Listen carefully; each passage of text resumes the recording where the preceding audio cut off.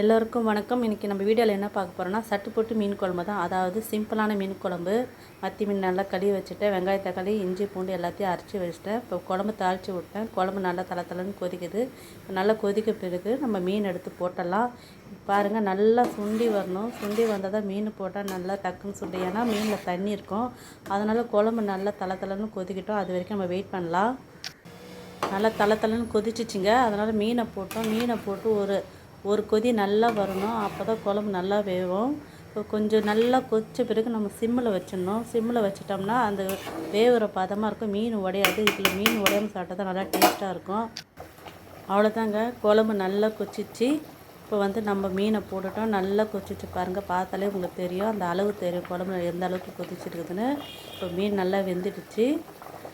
இப்போ கொத்தமல்லியில் நல்லா கருவேப்பிலை போட்டேன். கொத்தமல்லி இருந்தால் கொத்தமல்லி போட்டுக்கோங்க. இப்போ சுவையான மத்தி மீன் குழம்பு ரெடி ஆச்சு. நம்ம எல்லாம் விரும்பி சாப்பிட்லாம். எனக்கு ரொம்ப பிடிக்கும். மறக்காமல் சேனலை சப்ஸ்கிரைப் பண்ணுங்கள், லைக்கை போடுங்க.